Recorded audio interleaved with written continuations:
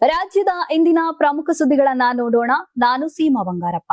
JDS BJP ಇಬ್ಬರಿಗೂ ಬಹುಮತ ಬರೋದಿಲ್ಲ. ಒಂದ್ ವೇಳೆ ಬಂದರೂ ಜೆಡಿಎಸ್ಗೆ ಅಧಿಕಾರ ಕೊಡೋದಿಲ್ಲ ಎಂದು ಮೈಸೂರಿನಲ್ಲಿ ಸಿಎಂ ಸಿದ್ದರಾಮಯ್ಯ ಹೇಳಿದ್ದಾರೆ. ಬಿಜೆಪಿ ಜೊತೆ ಸೇರಿಕೊಂಡಿರುವ ಕಾರಣ ಜೆಡಿಎಸ್ನವರು ಅಧಿಕಾರಕ್ಕೆ ಬರಬಹುದು ಎಂದ್ಕೊಂಡಿದ್ದಾರೆ. ಬಹುಮತ ಬಂದ್ರೆ ಬಿಜೆಪಿಯವರು ಜೆಡಿಎಸ್ಗೆ ಯಾಕೆ ಅಧಿಕಾರವನ್ನ ಬಿಟ್ಕೊಡ್ತಾರೆ? ಜೆಡಿಎಸ್ ಬಿಜೆಪಿ ಇಬ್ಬರಿಗೂ ಬಹುಮತ ಬರೋದಿಲ್ಲ.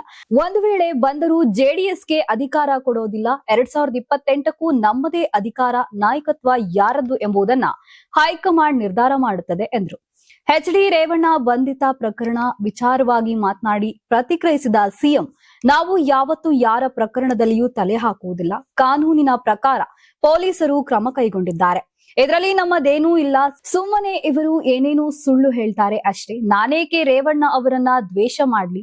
ಅವರು ಅಧಿಕಾರಕ್ಕೆ ಬರಲ್ಲ. ಒಂದು ವೇಳೆ ಬಂದರೂ ಕಾನೂನು ರೀತಿ ನಮ್ಮ ಮೇಲೆ ಕ್ರಮ ತೆಗೆದುಕೊಳ್ಳಲಿ ಎಂದು ಹೇಳಿದರು. ಇಬ್ಬರು ಸಚಿವರು ಭಾಗಿಯಾಗಿ ಮುಖ್ಯಮಂತ್ರಿ ಸಿದ್ದರಾಮಯ್ಯ ಮತ್ತು ಎಐಸಿಸಿ ಅಧ್ಯಕ್ಷ ಮಲ್ಲಿಕಾರ್ಜುನ ಖರ್ಗೆ ಭೇಟಿಯಾಗಿ ಗೌಪ್ಯ ಸಭೆ ನಡೆಸಿದ್ದಾರೆ.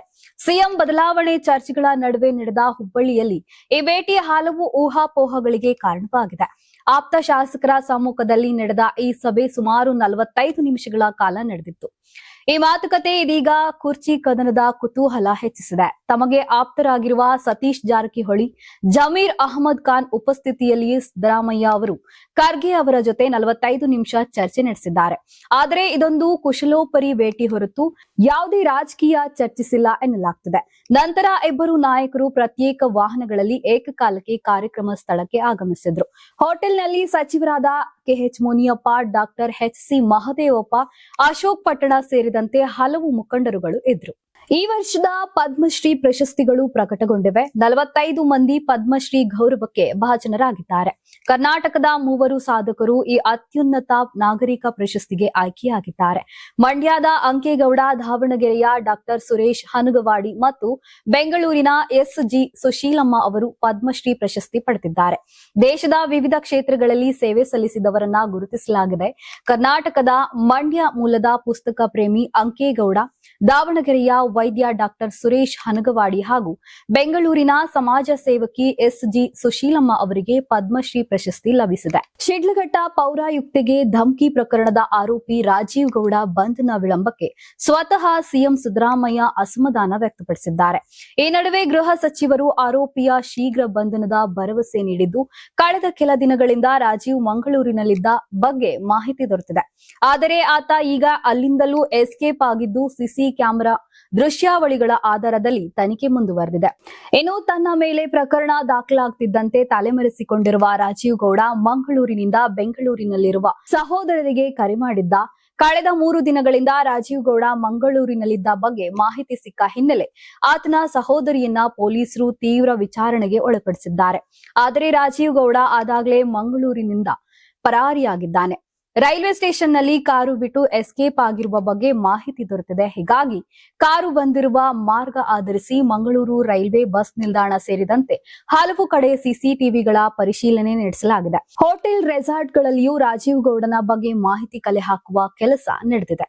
ರಾಜ್ಯ ವಿಧಾನಸಭೆ ವಿಶೇಷ ಅಧಿವೇಶನ ನಡೆಯುತ್ತಿದ್ದರೂ ಸಚಿವರುಗಳು ಸದನಕ್ಕೆ ಹಾಜರಾಗದೆ ಗೈರಾಗುತ್ತಿರುವುದು ಮುಖ್ಯಮಂತ್ರಿ ಸಿದ್ದರಾಮಯ್ಯ ಅವರ ತೀವ್ರ ಅಸಮಾಧಾನಕ್ಕೆ ಕಾರಣವಾಗಿದೆ. ಈ ಕುರಿತು ತಮ್ಮ ಸಂಪುಟದ ಎಲ್ಲಾ ಸಚಿವರಿಗೂ ಪತ್ರ ಬರೆದಿರುವ ಸಿಎಂ ಕರ್ತವ್ಯ ಲೋಪದ ಬಗ್ಗೆ ಖಡಕ್ ಎಚ್ಚರಿಕೆ ನೀಡಿದ್ದಾರೆ. ಜವಾಬ್ದಾರಿಯುತ ಸ್ಥಾನದಲ್ಲಿರುವ ಸಚಿವರುಗಳೇ ಅಧಿವೇಶನವನ್ನ ಗಂಭೀರವಾಗಿ ತೆಗೆದುಕೊಳ್ಳುತ್ತಿಲ್ಲವೇ ಎಂಬ ಪ್ರಶ್ನೆ ಈಗ ಸಾರ್ವಜನಿಕ ವಲಯದಲ್ಲಿ ಕೇಳಿಬರುತ್ತಿದೆ. ಅಧಿವೇಶನದ ವೇಳೆ ಸಚಿವರ ಗೈರು ಹಾಜರಾತಿಯಿಂದಾಗಿ ವಿರೋಧ ಪಕ್ಷದವರು ಸರ್ಕಾರದ ವಿರುದ್ಧ ಮುಗಿಬೀಳಲು ದೊಡ್ಡ ಅಸ್ತ್ರ ಸಿಕ್ಕಂತಾಗಿದೆ. ಸದನದಲ್ಲಿ ಸಚಿವರ ಅನುಪಸ್ಥಿತಿಯನ್ನ ಕಂಡು ವಿಪಕ್ಷಗಳು ತೀವ್ರ ಆಕ್ಷೇಪ ವ್ಯಕ್ತಪಡಿಸುತ್ತಿದ್ದು, ಇದು ಸರ್ಕಾರದ ವರ್ಚಸ್ಸಿಗೆ ಧಕ್ಕೆ ತರುತ್ತಿದೆ. ಬಿಜೆಪಿ ಮುಖಂಡ ವಿಕಾಸ್ ಪುತ್ತೂರ್ ಅವರಿಗೆ ದ್ವೇಷ ಭಾಷಣ ಮಸೂದೆ ಕಾಯ್ದೆಯಡಿ ಪೊಲೀಸರು ನೋಟಿಸ್ ನೀಡಿದ್ದು ತಪ್ಪು ಎಂದು ಗೃಹ ಸಚಿವ ಪರಮೇಶ್ವರ್ ಹೇಳಿದ್ದಾರೆ. ಮಾಧ್ಯಮಗಳು ದ್ವೇಷ ಭಾಷಣದ ಮಸೂದೆಯ ಅಡಿಯಲ್ಲಿ ಪೊಲೀಸರು ನೋಟಿಸ್ ನೀಡಿದ ವಿಚಾರಕ್ಕೆ ಸಂಬಂಧಿಸಿದಂತೆ ಕೇಳಲಾದ ಪ್ರಶ್ನೆಗಳಿಗೆ ಉತ್ತರಿಸಿದ ಅವರು ಈ ವಿಚಾರವಾಗಿ ಮಾಹಿತಿ ತರಿಸಿಕೊಳ್ಳುತ್ತೇನೆ ಎಂದು ಹೇಳಿದರು. ಈ ಮಸೂದೆಗೆ ಇನ್ನೂ ರಾಜ್ಯಪಾಲರ ಸಹಿ ಬಿದ್ದಿಲ್ಲ. ಭಾರತೀಯ ನ್ಯಾಯ ಸಂಹಿತೆ ಅಡಿ ವಿವಿಧ ಸೆಕ್ಷನ್ಗಳ ಅಡಿ ನೋಟಿಸ್ ನೀಡಬಹುದು. ಇನ್ನು ಇದು ಕಾನೂನಾಗದ ಕಾರಣ ಈ ಮಸೂದೆಯ ಅಡಿ ನೋಟಿಸ್ ನೀಡಿದ್ದು ತಪ್ಪು. ಪೊಲೀಸರು ಯಾಕೆ ಈ ರೀತಿ ಮಾಡ್ತಿದ್ದಾರೆ ಎನ್ನುವುದನ್ನ ನೋಡಬೇಕು ಎಂದು ಪ್ರತಿಕ್ರಿಯಿಸಿದರು. ದಿವಾಳಿಯಾಗಿರುವ ರಾಜ್ಯ ಕಾಂಗ್ರೆಸ್ ಸರ್ಕಾರ ತನ್ನ ಬೊಕ್ಕಸ ತುಂಬಿಸಿಕೊಳ್ಳಲು ಅಬಕಾರಿ ಗುರಿಯನ್ನ ಪದೇ ಪದೇ ಹೆಚ್ಚಿಸುತ್ತಿದೆ. ಆ ಮೂಲಕ ರಾಜ್ಯವನ್ನ ಕುಡುಕರ ರಾಜ್ಯವನ್ನಾಗಿ ಮಾಡಲು ಹೊರಟಿದೆ ಎಂದು ಬಿಜೆಪಿ ರಾಜ್ಯಾಧ್ಯಕ್ಷ ಬಿವೈ ವಿಜೇಂದ್ರ ತೀವ್ರವಾಗಿ ಆರೋಪಿಸಿದ್ರು. ಹುಬ್ಬಳ್ಳಿಯಲ್ಲಿ ಸುದ್ದಿಗಾರರೊಂದಿಗೆ ಮಾತನಾಡಿದ ಅವರು, ರಾಜ್ಯದಲ್ಲಿ ಕಳೆದ 2.5 ವರ್ಷಗಳಿಂದ ಆಡಳಿತ ನಡೆಸುತ್ತಿರುವ ಕಾಂಗ್ರೆಸ್ ಸರ್ಕಾರ ಯಾವುದೇ ಅಭಿವೃದ್ಧಿ ಕೆಲಸಗಳನ್ನ ಮಾಡಿಲ್ಲ. ತನ್ನ ಗ್ಯಾರಂಟಿ ಯೋಜನೆಗಳನ್ನ ಈಡೇರಿಸಲು ಹಣ ಕ್ರೋಢೀಕರಣಕ್ಕೆ ಪರದಾಡ್ತಿವೆ. ಅದಕ್ಕಾಗಿ ಅಬಕಾರಿ ಗುರಿ ಹೆಚ್ಚಿಸುತ್ತಿವೆ. ಪ್ರತಿ ಗ್ರಾಮದಲ್ಲಿ ಔಷಧಿ ಅಂಗಡಿ ಸಿಗದಿದ್ದರೂ ಪರವಾಗಿಲ್ಲ, ಆದ್ರೆ 500 ಮೀಟರಿಗೊಂದು ಲಿಕ್ಕರ್ ಶಾಪ್ ಸಿಗುತ್ತಿವೆ. ದಿನಸಿ ಅಂಗಡಿಯಲ್ಲೂ ಮದ್ಯ ಮಾರಾಟ ಮಾಡಲಾಗ್ತಿವೆ. ಆ ಮೂಲಕ ಈ ಸರ್ಕಾರವು ರಾಜ್ಯವನ್ನ ಕುಡುಕರ ರಾಜ್ಯವನ್ನಾಗಿ ಮಾಡಲು ಹೊರಟಿರುವುದು ದುರ್ದೈವ ಎಂದು ಹೇಳಿದ್ರು. ಅಬಕಾರಿ ಇಲಾಖೆಯಲ್ಲಿ ಕೋಟ್ಯಾಂತರ ರೂಪಾಯಿ ಅವ್ಯವಹಾರ, ಕಾಳದಂಧೆ ನಡೆಯುತ್ತಿದೆ.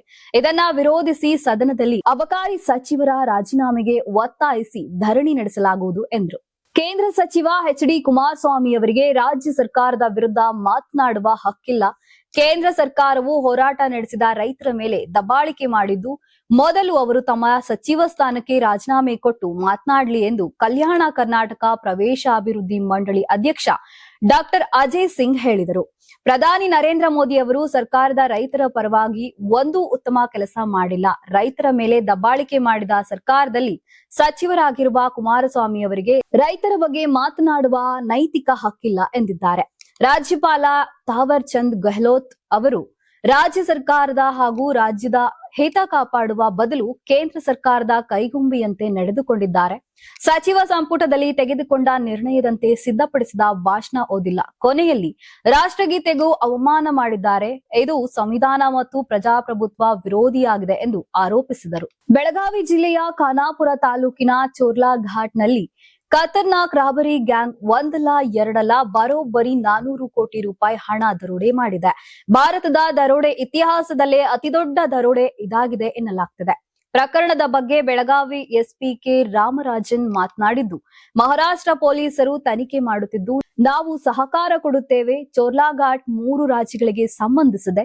ಇಲ್ಲಿ ಘಟನೆ ಆಗಿರುವ ಕಾರಣ ಯಾರು ಬಂದು ದೂರು ಕೊಟ್ಟರೂ ಸಹ ನಾವು ತೆಗೆದುಕೊಳ್ಳುತ್ತೇವೆ ಎಂದಿದ್ದಾರೆ. ವಿಶಾಲ್ ನಾಯ್ಡು ಎಂಬಾತ ನಾಸಿಕ್ನಲ್ಲಿ ಅಕ್ಟೋಬರ್ 22ರಂದು ಸಂದೀಪ್ ಪಾಟೀಲ್ ಎಂಬಾತನನ್ನ ಕಿಡ್ನಾಪ್ ಮಾಡಿರ್ತಾರೆ. ಅಕ್ಟೋಬರ್ 16ರಂದು 400 ಕೋಟಿ ರೂಪಾಯಿ ಹಣ ಅಪಹರಣವಾಗಿದೆ. ಆ ಹಣ ಎಲ್ಲಿಗೆ ಹೋಗಿದೆ ಅಂತ ಪ್ರಶ್ನೆ ಮಾಡ್ತಾರೆ.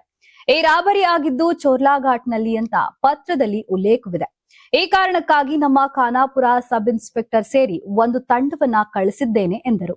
ರಾಮನಗರ ಜಿಲ್ಲೆಯ ಕನಕಪುರ ತಾಲೂಕಿನಲ್ಲಿ ಬೆಚ್ಚಿ ಬೀಳಿಸುವ ಘಟನೆಯೊಂದು ನಡೆದಿದೆ.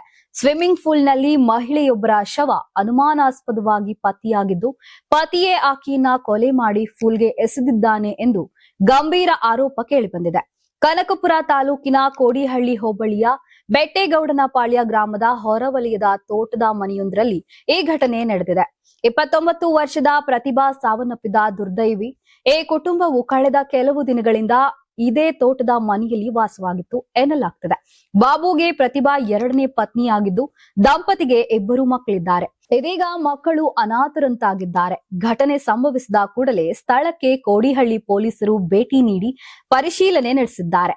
ಮೃತ ಮಹಿಳೆಯ ಪೋಷಕರ ದೂರಿನ ಅನ್ವಯದ ಮೇರೆಗೆ ಬಾಬು ಅವರನ್ನ ಪೊಲೀಸರು ವಶಕ್ಕೆ ಪಡೆದಿದ್ದು ತೀವ್ರ ವಿಚಾರಣೆ ನಡೆಸುತ್ತಿದ್ದಾರೆ. ಇದಿಷ್ಟು ಈ ದಿನದ ರಾಜ್ಯದ ಪ್ರಮುಖ ಸುದ್ದಿಗಳು. ನೋಡ್ತಾ ಇರಿ ಕರ್ನಾಟಕ ಟಿವಿ, ಇದು ಕನ್ನಡಿಗರ ಧ್ವನಿ. ನೀವು ಸಣ್ಣ ಆಗ್ಬೇಕಲ್ವಾ? ಅದು ಒಂದು ಉತ್ತಮ ಆಹಾರದಿಂದ ಸಣ್ಣ ಆಗ್ಬೇಕಲ್ವಾ? ಪ್ರತಿದಿನ ನಮ್ಮ ಜೀನಿ ಸ್ಲಿಮ್ ನ ಯೂಸ್ ಮಾಡಿ ಯಾವುದೇ ಸೈಡ್ ಎಫೆಕ್ಟ್ ಇಲ್ದಂಗೆ ನೀವು ಸಣ್ಣ ಆಗ್ತೀರಾ.